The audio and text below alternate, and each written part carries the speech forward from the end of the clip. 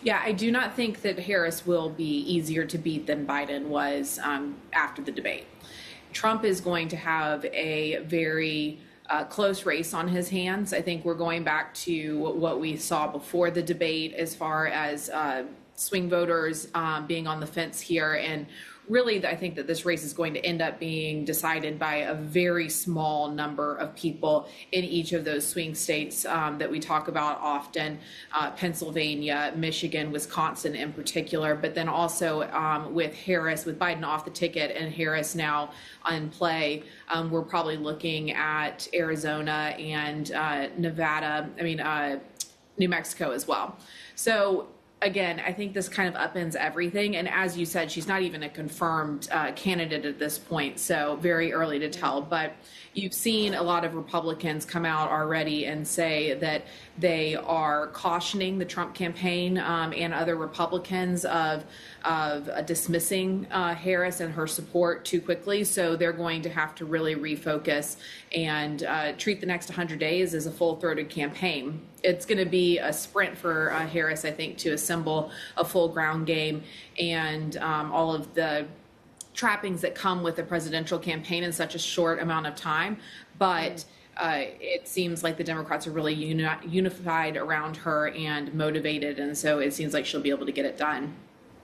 I want to pick up, Lauren, on a couple of things that you've just said, particularly around having to refocus and reframe the attack, because no doubt that has very much been what we've seen characterizing particularly the Trump campaign, where I believe that he basically threw out his original speech because of what happened under the assassination attempt, but also, as we've heard there with J.D. Vance, saying that, he was sort of looking forward to debating VP Harris.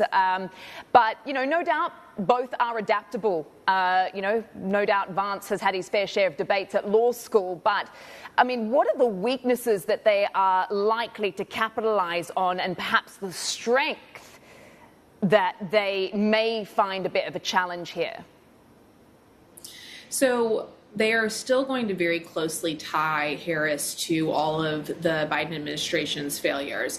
Afghanistan, she was technically in charge of the southern border, so immigration issues are going to be tied heavily to her. And there's a lot of economic discontent in the United States still. Inflation rates for everyday items is very high, even though the macroeconomics and economists will say that core inflation is down. Everyday Americans are still feeling the strain on their pocketbooks. And so the discontent around the economy is going to be a huge factor. That's why the fundamentals of this race and the policy issues of this race have not changed for the Democrats, which is why I say it's too early to tell how Harris will truly poll against Trump and Vance. And it's an easy transfer, I think, because she's been in the administration. She's been a part of these policies with Joe Biden.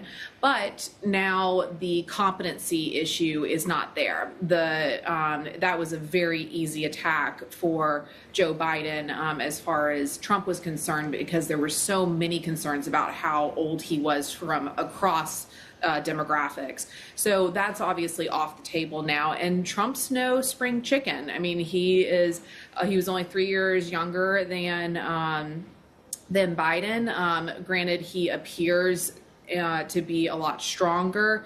People say that he is a fighter and able to be president again. But the youth contrast will be pretty interesting and a huge strength for Kamala.